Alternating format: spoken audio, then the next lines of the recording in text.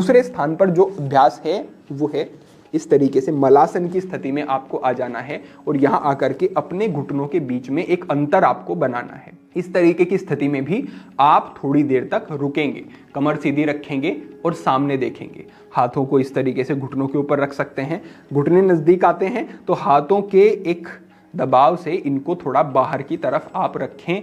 अब इससे आगे जो हमारा अभ्यास है वो है अश्व संचालन का अभ्यास। सरल अभ्यास है लेकिन ठीक से देख लें। इस तरीके की स्थिति में आ जाएंगे और अपने दाएं घुटने को बाएं पैर के अंगूठे से स्पर्श कराना है। इस तरीके से ये लाएंगे और ये ऐसे स्पर्श कराया। अब आप अपने बाएं हाथ से अपने बाएं पैर के घुटने को इस तरीके से दबाएंगे और यूं आप अपने आप को पीछे लेकर के जाएंगे। ये जो एक ट्विस्ट है यहां पर, इससे पूरा प्रभाव जो है आपके प्रोस्टेट एरिया पर आता है। तो इस तरीके से ये अभ्यास आपका रहेगा। फिर आप वापस आएंगे, सांस भरते हुए यहां पर बीच में आएंगे, सांस छोड़ते हुए आप ये रोटेशन करेंगे। उसके बाद दूसरी तरफ से वही, अब अपने बाएं पैर के घुटने को दाएं अंगूठे से स्पर्श कराया, इस हाथ से एक दबाव बनाया और इस तरीके से आपने पीछे देखा। फिर आप वापस आ जाते हैं और यही अभ्यास दोहराते जाना है। 3 मिनट तक लगभग आप इसको करें, फिर आप रुकें, फिर 2-3 मिनट तक आप कर लें। इस तरीके से रुक रुक करके लगभग 4 से 5 मिनट का अभ्यास 6 मिनट का ही करते हैं तो आपको इससे अच्छे लाभ मिलेंगे। इतना अभ्यास होने के बाद जो अगला अभ्यास है ये है मत्स्येंद्रासन का अभ्यास और ये बड़ा ही उपयोगी अभ्यास है। कैसे करना है? इस तरीके से अपने पैर को मोड़ेंगे, दाएं को मोड़ लें चाहे बाएं को मोड़ लें। उसके बाद आप अपने हाथ को इस तरीके से कमर के पीछे रखेंगे, लेकिन ध्यान रखें हाथ ज्यादा पीछे नहीं होना चाहिए, क्योंकि अगर पीछे हाथ रखेंगे तो पीछे की तरफ झुक जाएंगे और पूरा पोस्चर ही बिगड़ जाएगा। तो हाथ को लेकर के आए कमर के नजदीक। जैसे ही कमर के नजदीक हाथ आएगा और एल्बो को स्ट्रेट करेंगे, एल्बो मुड़ी हुई है तो भी कमर सीधी नहीं होगी। एल्बो को जैसे ही स्ट्रेट करेंगे तो देखेंगे कि कमर भी आपकी स्वाभाविक सीधी हो जाएगी।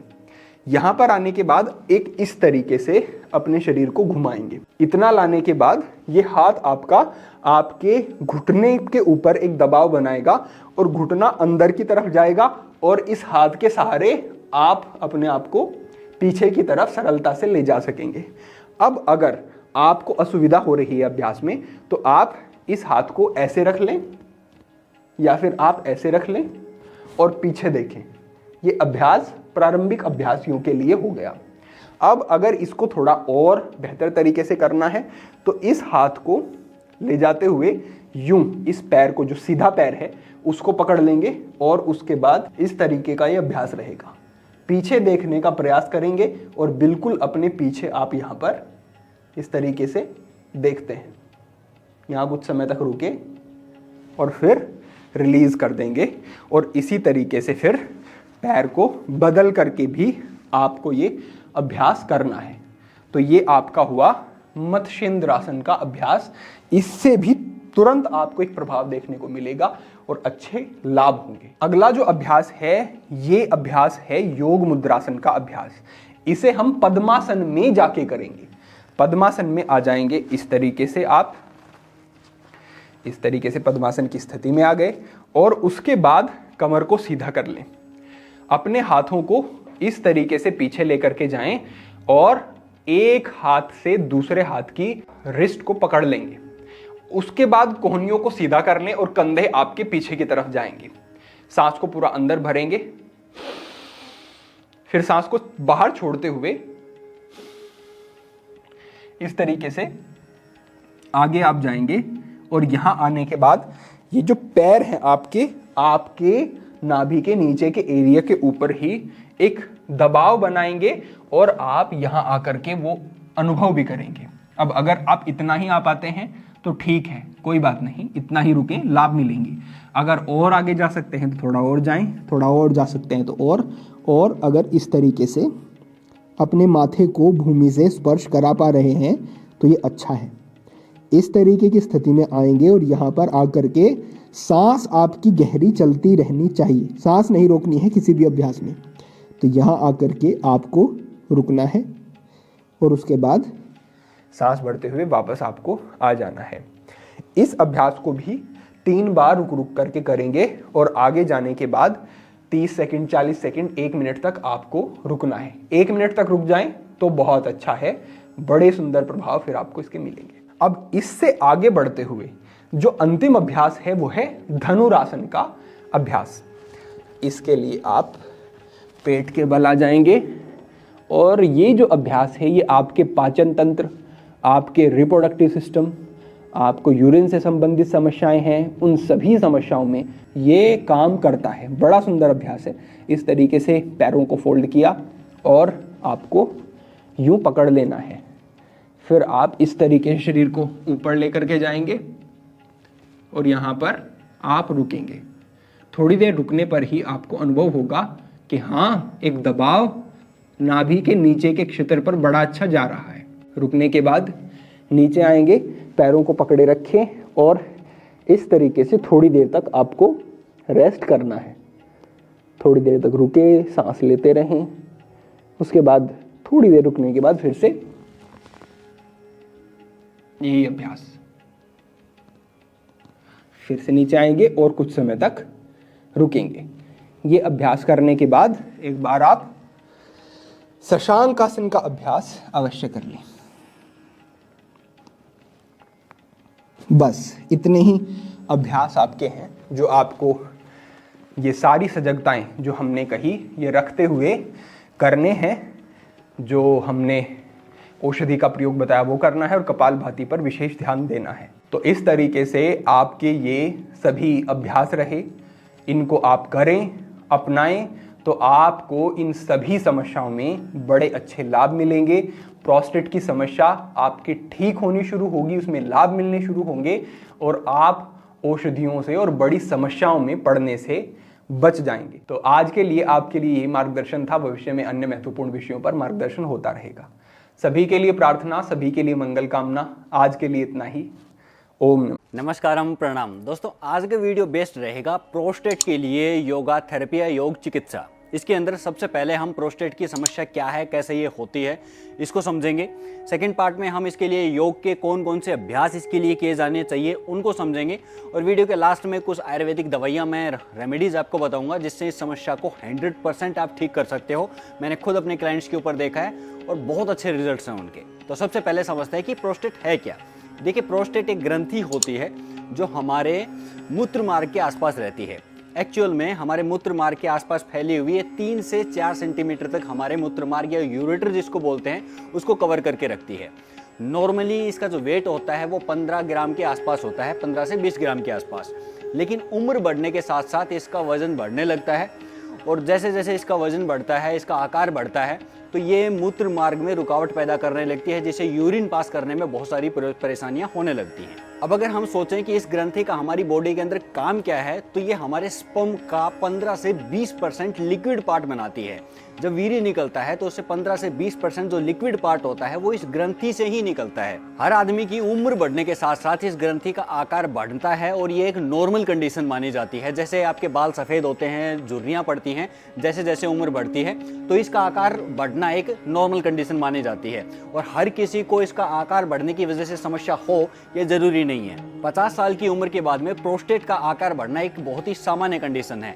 अब इससे प्रॉब्लम होगी या नहीं होगी ये इस बात पे डिपेंड करता है कि इसका आकार बाहर की तरफ बढ़ रहा है या फिर अंदर की तरफ। अगर इसकी आकार अंदर की तरफ बढ़ता है तो फिर ये यूरिन का जो पास होने का जो मार्ग होता है उसको अवरुद्ध करने लगती है। इसी वजह से फिर प्रॉब्लम्स क्रिएट होती हैं। और अगर इसका समय रहते समाधान ना किया जाए तो उम्र बढ़ने के साथ साथ ये कैंसर का भी रूप ले सकती है, जिसको प्रोस्टेट कैंसर हम बोलते हैं। ये तो हुआ इसका एक संक्षिप्त परिचय। अब हम चल लेते हैं कि कौन कौन से योग के अभ्यास इस समस्या को ठीक करने के लिए हमें करने चाहिए। इसके लिए मैंने योगा मैट ली है, एक पिल्लो की आपको आवश्यकता पड़ेगी, एक योगा बेल्ट की आपको जरूरत पड़ेगी, क्योंकि अक्सर ये प्रॉब्लम जो होती है वो एल्डर लोग के, जो बड़ी उम्र के जो लोग होते हैं उनको होती है। तो उनकी बॉडी में फ्लेक्सिबिलिटी कम होती है, स्टिफनेस आ जाती है, नीज वगैरह में भी प्रॉब्लम्स रहती हैं।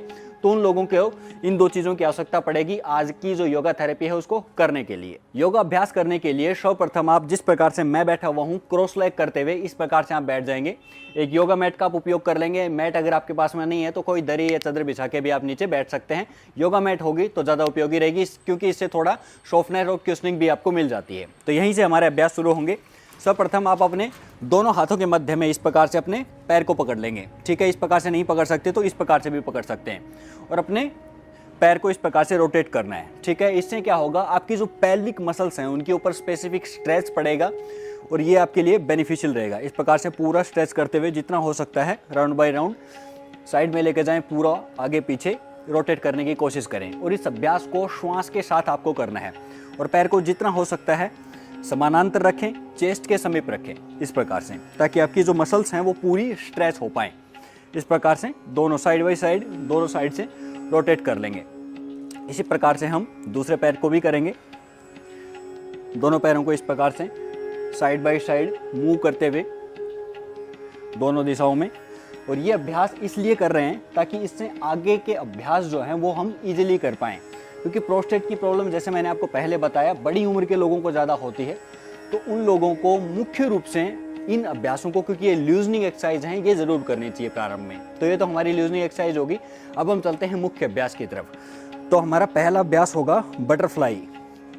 इस प्रकार से दोनों पैरों को आपस में इस प्रकार से मिला लें, दोनों हाथों को इंटरलॉक करते हुए सामने से इस प्रकार से बांध लेंगे और दोनों घुटनों को संचालित करेंगे। अगर आपकी जो फ्लेक्सिबिलिटी है हिप्स की वो इतनी ना हो तो दोनों हाथों का भी सहारा आप ले सकते हैं और इस प्रकार से अपने पैरों को संचालित करें। नीचे लेके गए, ऊपर लेके आए, नीचे लेके जाएं, पूरा ऊपर की तरफ लेके आएं और पूरा खोलने की कोशिश करें ताकि आपकी जो पेल्विक फ्लोर मसल्स हैं, हिप मसल्स हैं, वो पूरी स्ट्रेच होके खुल सके। जैसे ये मसल्स खुलेंगी तो आपके प्रोस्टेट के ऊपर इफेक्ट पड़ेगा। प्रोस्टेट के अंदर जो ब्लड का फ्लो है वो इंक्रीज होगा और उसका साइज जो है वो श्रिंक होने लगेगा। तो इस प्रकार से इस अभ्यास को आप दोहराएंगे 20 से 25 बार तक। श्वास के साथ ही इस अभ्यास को आपको करना है और अपनी पूरी एकाग्रता को मसल्स के ऊपर और इस एक्टिविटी के साथ में जोड़ के रखना है। योग के अभ्यासों का प्रभाव तभी आपके शरीर के ऊपर पड़ता है जब आपका कॉन्शियस उस एक्टिविटी के साथ में जुड़ा होता है। तो इस प्रकार से अपने दोनों पैरों को संचालित करेंगे। 15 से 20 बार करने के बाद में दोनों हाथों को इस प्रकार से बांध लें और धीरे धीरे से श्वास छोड़ते हुए सामने की तरफ जाने की कोशिश करें। जितना सहजता के साथ आप सामने की तरफ झुक सकते हैं उतना सामने की तरफ इस प्रकार से जाएंगे और जितना गए उसी प्रकार से धीरे धीरे से वापस आ गए। पुनः धीरे धीरे श्वास छोड़ते हुए सामने की तरफ गए, फिर श्वास भरते हुए सामान्य अवस्था में आ गए, फिर से श्वास छोड़ते हुए सामने की तरफ गए, पूरा श्वास छोड़ते हुए धीरे धीरे धीरे धीरे सामने की तरफ गए और पुनः वापस आते हुए सामान्य अवस्था में आ गए। इस अभ्यास को 10 बार तक दोहराएंगे श्वास प्रश्वास के साथ में। इसी क्रम में अगला हमारा अभ्यास होगा वज्रासन। वज्रासन को किस प्रकार से करना है, आप एक काम करेंगे क्योंकि इसमें क्या होता है कि जो एल्डर लोग होते हैं उनकी जो घुटने की जो फ्लेक्सिबिलिटी होती है, घुटने की जो मोबिलिटी होती है वो कम हो जाती है। तो इसके लिए मैं उपयोग कर रहा हूँ एक तकिए का, पिलो का। अब क्या करना है आपको, इस प्रकार से इस तकिए को बीच में इस प्रकार से रख लेंगे। ठीक है, ये आपकी स्थिति होगी और धीरे धीरे से इसके ऊपर आपको इस प्रकार से बैठना है। ये आपकी बॉडी की पोजीशन रहेगी, इसको ठीक से समझ लें। ये आपकी बॉडी की पोजीशन रहेगी। अब कुछ क्षणों तक आपको इस स्थिति में बैठना है। उसके बाद धीरे धीरे से दोनों हाथों का सहारा लेते हुए इस प्रकार से पीछे की तरफ लेट जाएं, कोहनियों का सहारा लेते हुए और पूरा अपनी बॉडी को पीछे की तरफ ले जाएं जितना हो सकता है। अब इससे आपको स्पेसिफिकली आपके इस एरिया के ऊपर आपको इफेक्ट फील होगा, इस एरिया के ऊपर आपको स्ट्रेच फील होगा। कुछ क्षणों तक इस स्थिति में रुकें। अपने दोनों हाथों को इस प्रकार से भी रख सकते हैं आप और कम से कम 20 सेकंड और धीरे धीरे इसकी टाइमिंग को इंक्रीज़ करते हुए 30 से 35 सेकंड और 1 मिनट तक इसकी टाइमिंग को इंक्रीज़ करने की कोशिश करेंगे।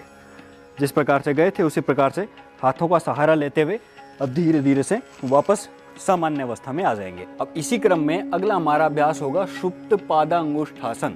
सुप्त पादांगुष्ठासन करने के लिए आप क्या करेंगे, सर्वप्रथम इस प्रकार से लेट जाएंगे। अब इसको करने के लिए आपको योगा बेल्ट की जरूरत पड़ेगी या कोई रस्सी, तौलिया या बेल्ट, सामान्य बेल्ट जो होती है उसका भी इस्तेमाल आप कर सकते हैं। क्या करना है, इस प्रकार से सर्वप्रथम आके आप लेट गए। ठीक है, अपने दाहिने पैर को ऊपर उठाया और पैर के पंजे में इस प्रकार से, ठीक है, पैर के पंजे में इस प्रकार से बेल्ट को लगाया और धीरे धीरे से अपने पैर को अंदर की तरफ आपको खींचना है, ठीक है। जितना आराम से आप सहजता के साथ खींच सकते हैं खींचें, वहीं पे आपको होल्ड करना है। कम से कम 15 से 20 सेकंड तक आराम से होल्ड करें और टाइमिंग को इंक्रीज़ करने की कोशिश करनी है दिन प्रतिदिन। जितना अंदर की तरफ लेके आ सकते हैं लेके आएँ, धीरे धीरे से सहजता के साथ में वापस रिलीज। अब इसी प्रकार से इस अभ्यास को दूसरे पैर से भी दोहराएंगे।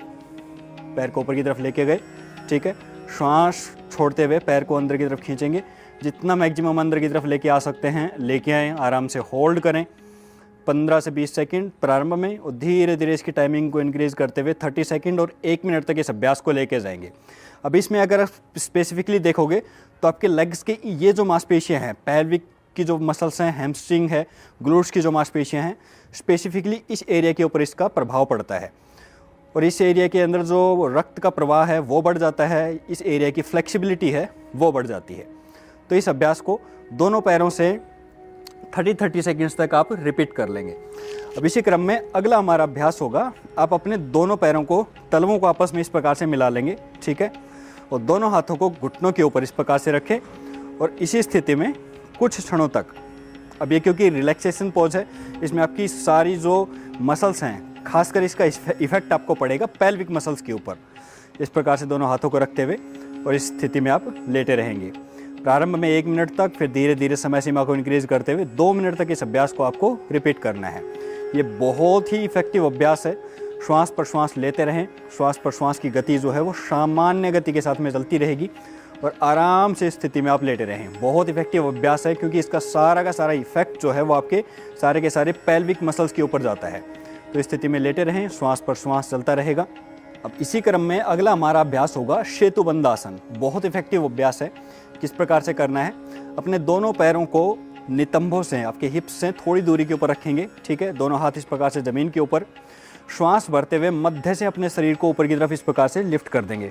पूरा श्वास अंदर की तरफ लेते हुए पूरा अपने ऊपर की तरफ उठाने की कोशिश करें। आपकी ग्लूट्स की और हैमस्ट्रिंग की, थाइज की और हिप्स की जो मांसपेशियां हैं उनका इस्तेमाल करते हुए बॉडी को ऊपर की तरफ लिफ्ट करना है। इस प्रकार से जितना मैक्सिमम ऊपर लिफ्ट करेंगे तो आप देखेंगे कि आपकी जो पेल्विक की मसल्स हैं उनके ऊपर सारा इफेक्ट जाता है। इस प्रकार से लिफ्ट किया, प्रारंभ में 15 सेकंड्स होल्ड करना है और धीरे धीरे टाइमिंग इंक्रीज करते हुए 30 सेकंड्स तक इस पोस्चर में आप आराम से होल्ड कर लेंगे। धीरे धीरे जिस प्रकार से गए थे उसी प्रकार से वापस आ गए। इस आसन की आपको कम से कम 2 आवृत्तियां करनी है, 2 बार इसको रिपीट करना है 15-15, 20-20 सेकंड की होल्डिंग के साथ। इसी क्रम में अगला हमारा अभ्यास होगा मकरासन। मकरासन भी विशेष इफेक्टिव पोज है।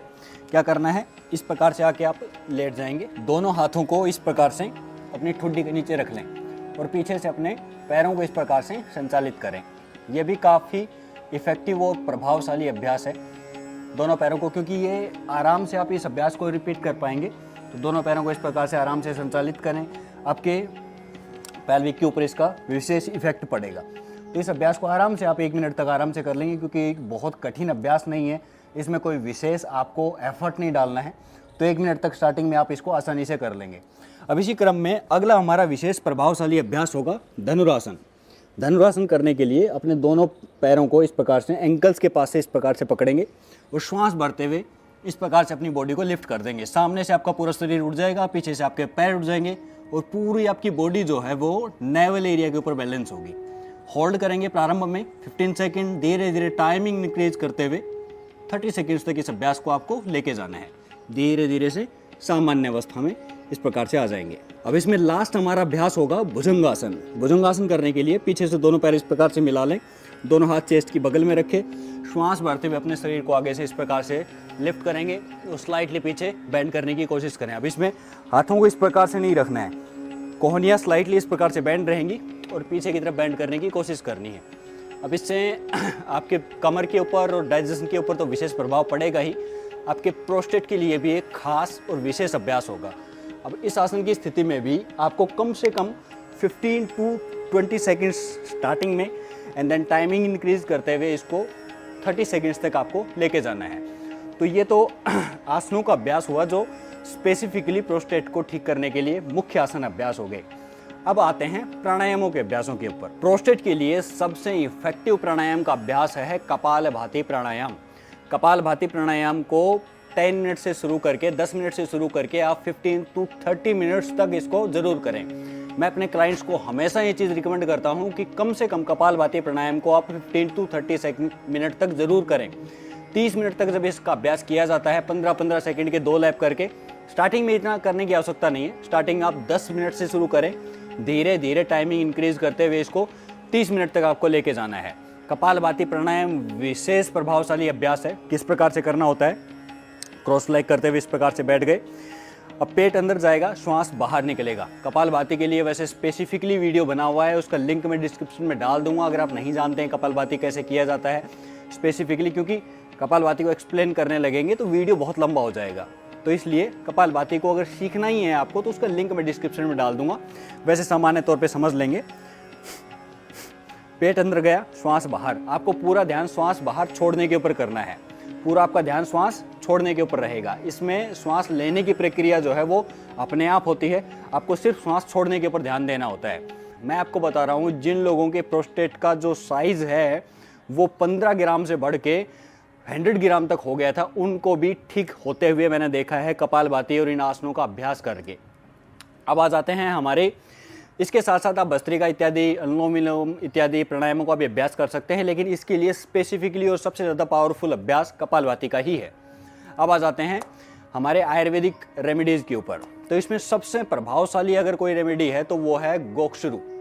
गोक्षरू का काढ़ा बना के आप पीना शुरू करें, ये रामबाण का काम करती है। गोखरू का जो काढ़ा होता है वो आप पीना शुरू करें, रेगुलर बेसिस के ऊपर पीना शुरू करें। इसके साइज को श्रिंक करने के लिए और प्रोस्टेट के लिए बेहतरीन अभ्यास है। गोक्षरू तो प्रोस्टेट कैंसर तक को ठीक करने की क्षमता अपने अंदर रखता है, तो इसलिए गोक्षरू का उपयोग करना शुरू करें। गोक्षरू का काढ़ा आपको पीना है और वो भी सुबह के समय। इसके अलावा आप चंद्र प्रभावटी का इस्तेमाल कर सकते हैं, 2 से 3 गोली प्रतिदिन आप खाएं खाली पेट। इसके अलावा लौकी जो होती है वो काफ़ी इफेक्टिव है प्रोस्टेट के लिए। प्रोस्टेट के अंदर लौकी का काफ़ी इफेक्ट पड़ता है, काफ़ी लाभदायक है, तो लौकी का जूस आप ले सकते हैं। इसके अंदर काली मिर्च और तुलसी का भी आप ऐड कर लें, 2-3 पत्ते तुलसी ले ली, 2-3 काली मिर्च उसमें डाल लें और लौकी का जूस आप पीना शुरू करें। तो ये एक प्रकार से कंप्लीट योगा थेरेपी हो गई आपके प्रोस्टेट की समस्या को ठीक करने के लिए। अगर इसको आप फॉलो करोगे तो डेफिनेटली आप अपनी प्रोस्टेट की समस्या को ठीक कर सकते हैं। आज के वीडियो में यही था। अगर आपको प्रोस्टेट की समस्या है या आपके आसपास किसी व्यक्ति को प्रोस्टेट की समस्या है तो बिल्कुल इन योगा अभ्यासों को आप उनको रिकमेंड कर सकते हैं, या आपको स्वयं को समस्या है तो आप इनको जरूर फॉलो करें। इसके साथ साथ अगर आपकी खुद की कोई भी स्वास्थ्य समस्या है तो आप हमारे साथ जुड़ के अपनी स्वास्थ्य समस्या का समाधान प्राप्त कर सकते हैं, और साथ ही साथ हमारी रेगुलर बेसिस के ऊपर चलने वाली योगा क्लासेस को भी आप ज्वाइन कर सकते हैं। Always stay healthy, be happy. जय हिंद।